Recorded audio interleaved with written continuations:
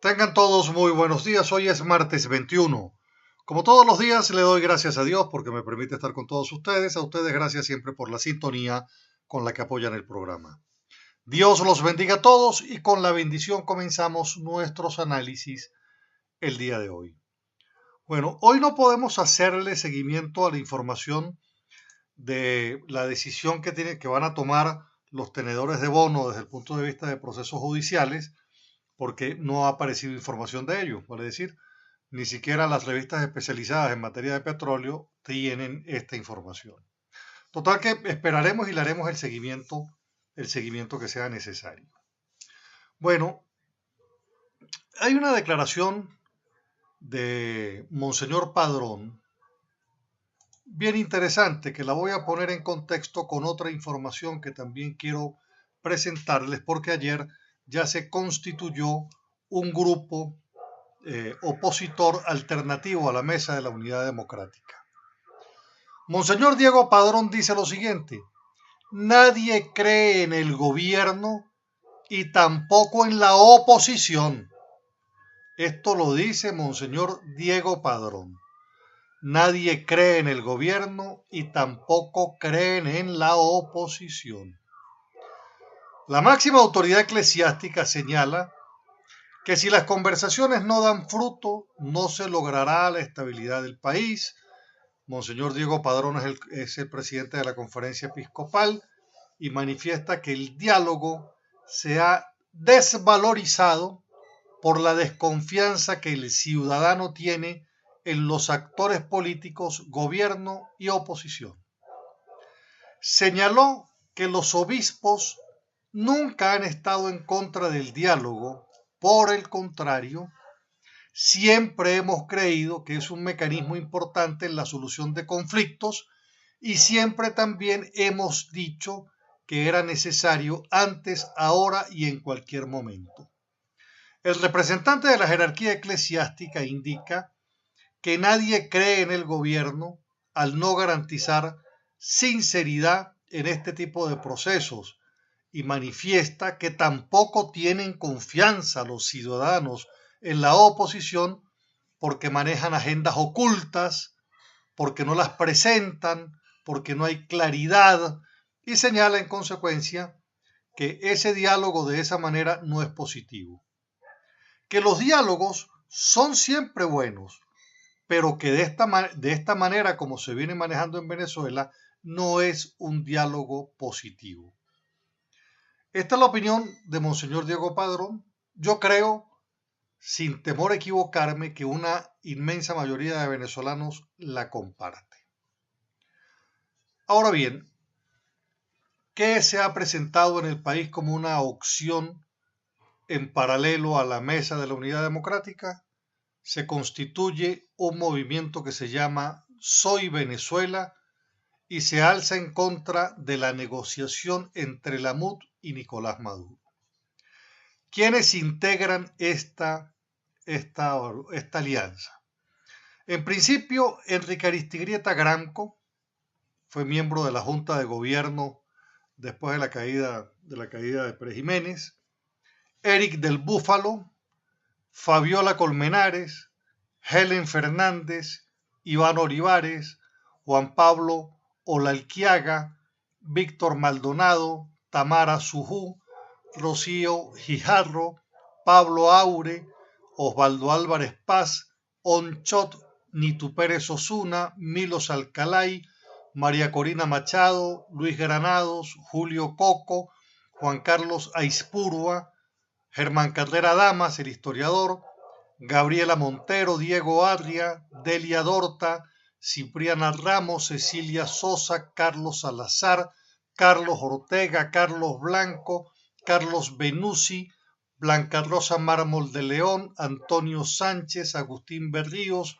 Alfredo Mago, Antonio Ledesma. Estos son los que están presentando esta nueva alianza que se llama Soy Venezuela. Esta plataforma, integrada por dirigentes de partidos políticos e intelectuales, presenta su consejo consultivo, que es este que les acabo de leer, y señalan que buscan bienestar social, un lugar ciudadano, buscan una instancia de participación a donde el ciudadano tenga una posibilidad de participación. La que hizo la intervención central fue la exmagistrada Blanca Rosa Mármol, quien señala que esta actual constituyente es inviable, no da estabilidad al acuerdo que se pretende dar en el marco del diálogo, entre otras cosas porque dice que ese es un falso diálogo el que pretende dar el gobierno y la oposición, porque lo que en todo caso hay que buscar es una salida al régimen y no esta circunstancia de tratar entonces de ir poniendo paños de agua tibia en un lado y otro que no va al fondo del problema. Dice esta nueva agrupación Soy Venezuela que se deben hacer exigencias previas de forma definitiva para entablar una negociación con el gobierno y estas serían: 1. Cese de la Asamblea Nacional Constituyente y que se declare la nulidad de sus actos, permitir la ayuda humanitaria y la liberación de todos los presos políticos y el retorno de los exiliados. Señalan que cualquier negociación debe tener como sede Venezuela. Dice que los negociadores deben ser confiables y con un mandato limitado y que deben contar con el respeto de quienes van a representar. Bueno, yo quiero decir lo siguiente, porque también es importante señalar que hay otro movimiento que se llama Gana. Y Gana dice que todo diálogo debe ser canalizado a través de Antonio Ledesma y de Soy Venezuela. Y aquí es donde yo quiero detenerme para Gana y para la MUT. Nosotros no podemos estar en una disputa entre Soy Venezuela y la MUT de quién es el que puede ir a dialogar. Eso me parece un gravísimo error. Y me parece un error porque en principio el gobierno no está desesperado. El gobierno no está desesperado por el diálogo. El gobierno está atornillado. El gobierno está desatornillado. El gobierno concede este tema del diálogo para buscar unos objetivos de carácter político en su favor, que es tratar de desmontar la política de sanciones que se está dando en la comunidad internacional. Eso es lo que pretende el gobierno. Y para eso tratará de mejorar unas condiciones que le pida la MUT o buena parte de la MUT o la mitad de la MUT, los que estén sentados dialogando. Le dará una concesión electoral, te voy a dar un rector más en el CNE, etcétera, para tratar de que asistan a las elecciones presidenciales. Esa es la verdad. Ahora bien, yo no puedo entonces salir a decir ese diálogo que lleva la MUT es malo y el que yo sí puedo llevar es mejor. Entre otras cosas porque se parte de un falso supuesto que el gobierno va a sentarse ya no con la MUT sino con Soy Venezuela para hablar de su propia salida. Eso no tiene ningún sentido. Así como no tiene sentido tampoco que se pretenda decir que el gobierno va a aceptar en un diálogo el cese de la Asamblea Nacional Constituyente y que además se declare la nulidad de sus actos. Me parece que aun cuando felicito la aparición de Soy Venezuela, me parece que salir tratando de establecer un parangón de lo que debería ser una mejoría de diálogo, me parece que es un gravísimo error. Porque el gobierno no está buscando el diálogo. El diálogo es una circunstancia que se presenta para ellos mejorar una posición en el carácter internacional de donde lleva la lucha. Donde yo creo que tiene que sembrarse toda la estrategia, tiene que ser en el reclamo de las condiciones de vida, que ese esfuerzo sea de forma definitiva el que entonces le dé un piso de movilidad que obligue al gobierno a buscar en el marco de la anarquía que él mismo genera, ¿verdad? En el marco de esta circunstancia donde todo el mundo está en una cola, lo obligue a buscar una salida porque la vida se le hace inmanejable. Porque la crisis y un esquema de movilidad social le puede hacer la vida de cuadritos, imposible.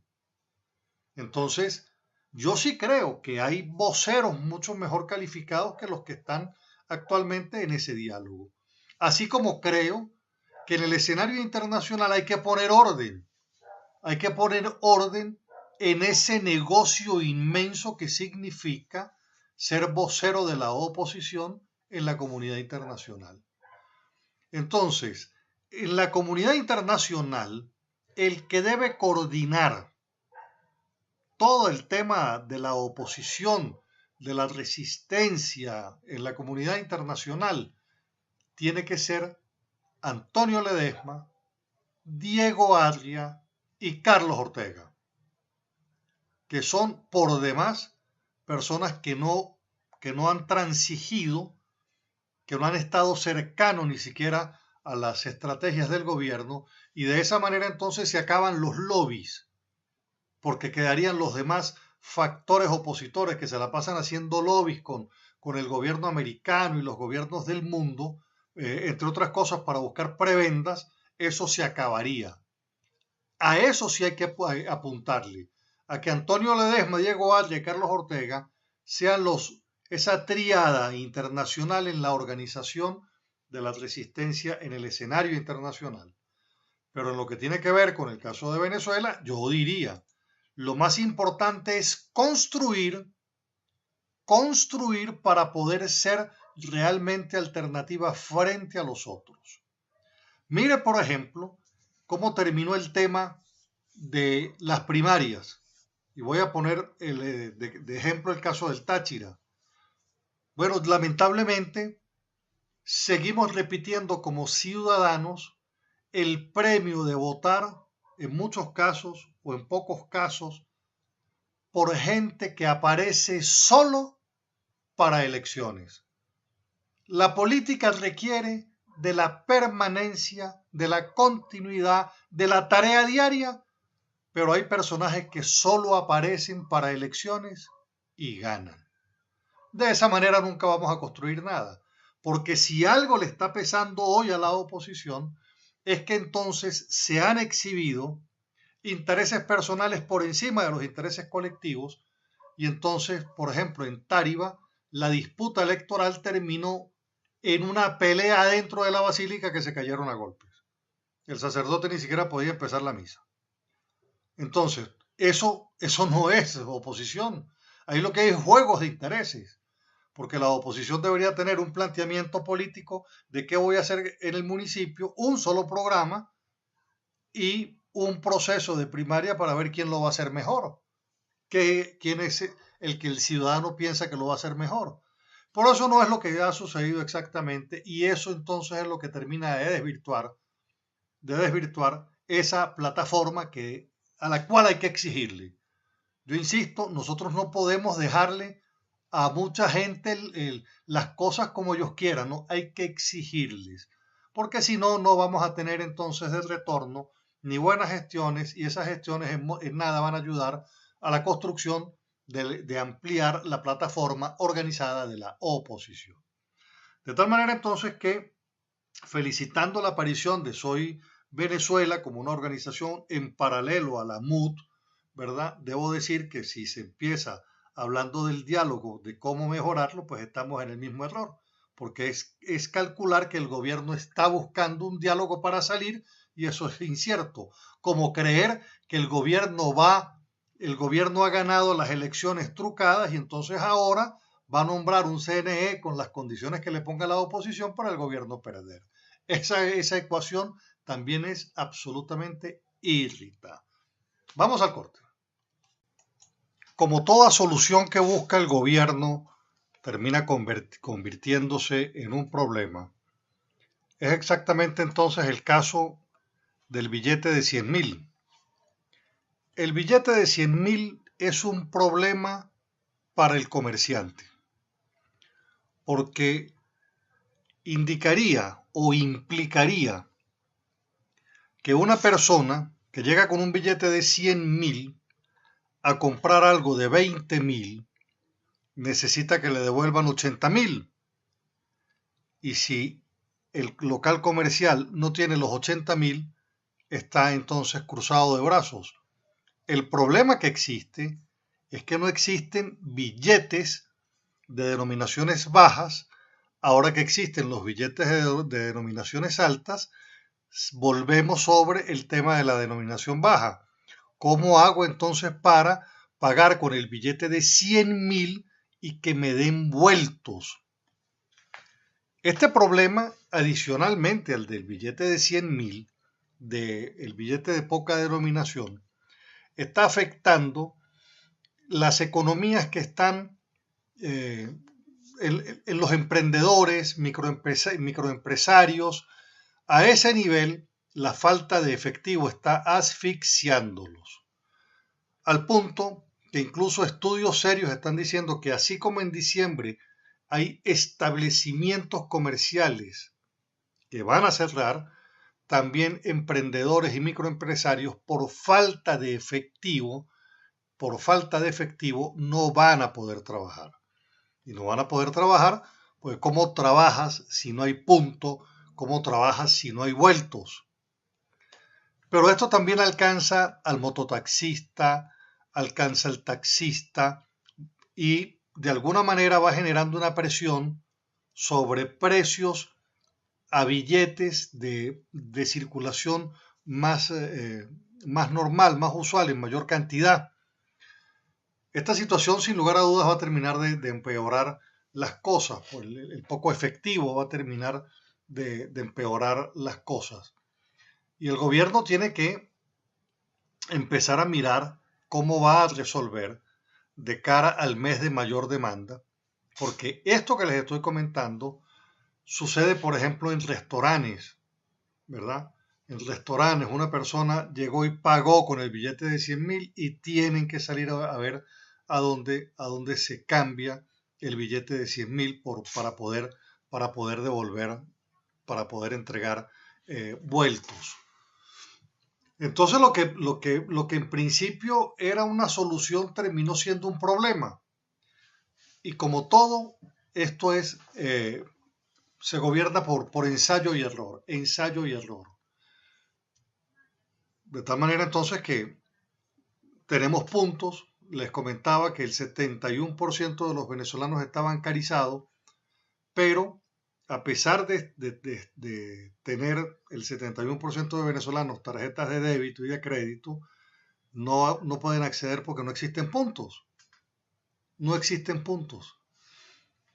Entonces, se está requiriendo para solucionar la escasez de efectivo que no se ha resuelto, no hay suficientes billetes, se requieren 23,8 millones de unidades para cubrir la demanda.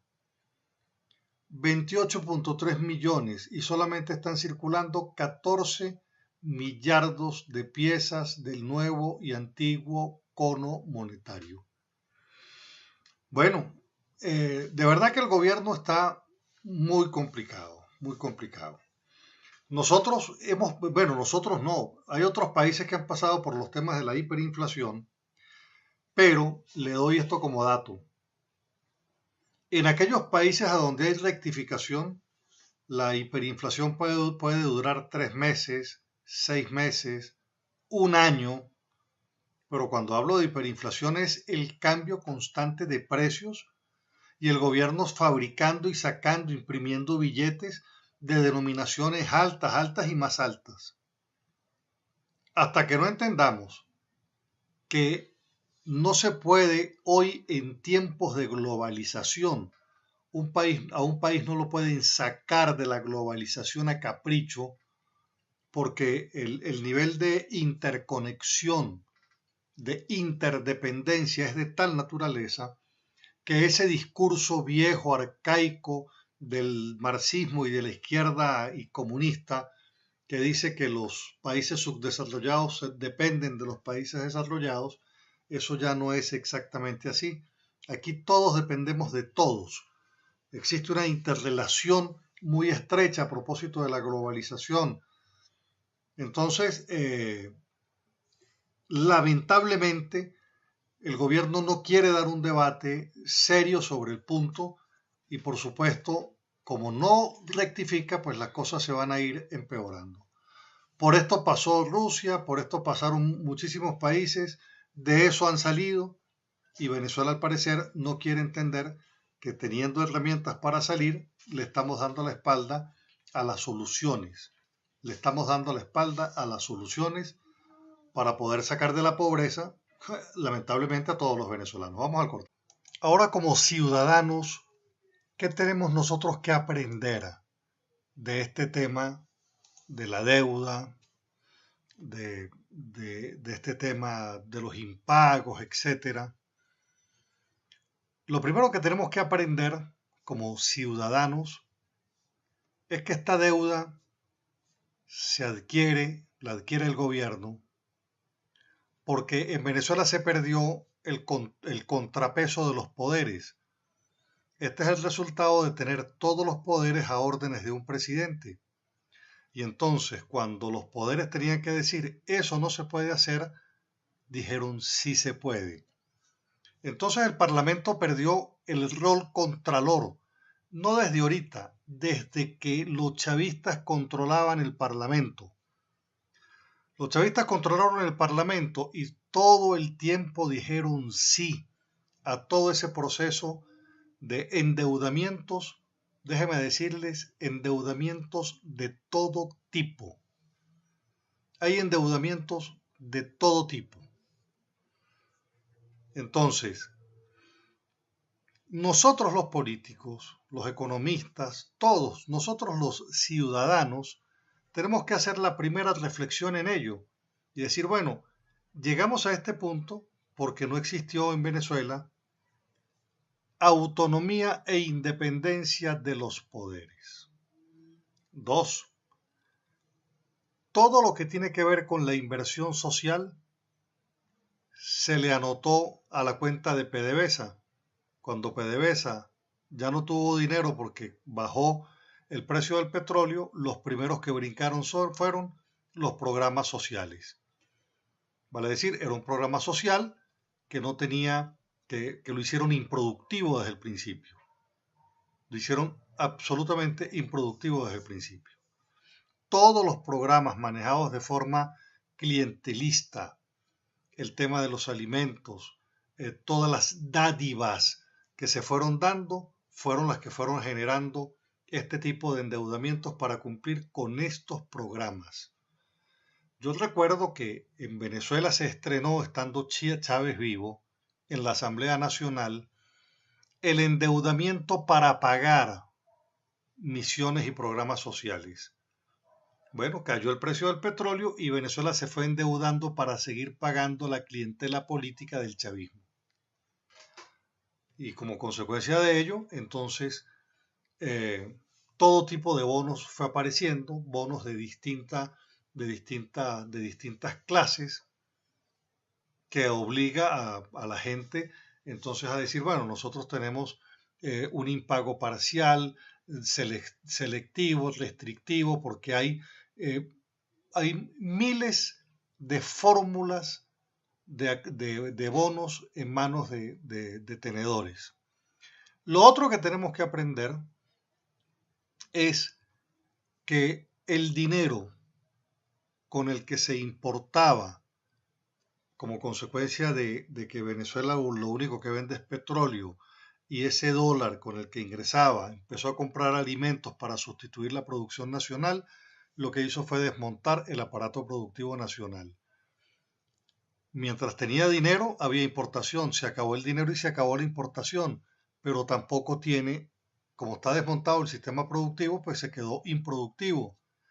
Y hoy el gobierno se pasea en esta y en otras oportunidades en la paradoja. ¿Qué hago? Compro comida en el mercado internacional, compro medicamentos en el mercado internacional, compro gasolina, pago la gasolina. ¿Qué hago? ¿A qué le doy más prioridad? Y es exactamente el punto donde nosotros estamos ahora. Esta crisis está en la mesa de su comedor. ahí está esta crisis en la mesa de su comedor, como consecuencia de esto que le estoy diciendo precisamente. Llegamos a la parte final del programa, espero les haya gustado. Mi teléfono es el de siempre, 0424-724-4318. Sígame por favor en Twitter, @CarlosCasanova, en Facebook, Carlos Casanova, en el programa YouTube Un Día Más con Carlos Casanova. Me despido con este pensamiento. La unión en el rebaño obliga al león a acostarse con hambre. La unión en el rebaño obliga al león a acostarse con hambre. Dios los bendiga a todos. Deme usted a mí también su bendición. Esa bendición la espero todos los días. Nos encontramos mañana. Dios los bendiga. Que tengan un excelente día. Gracias.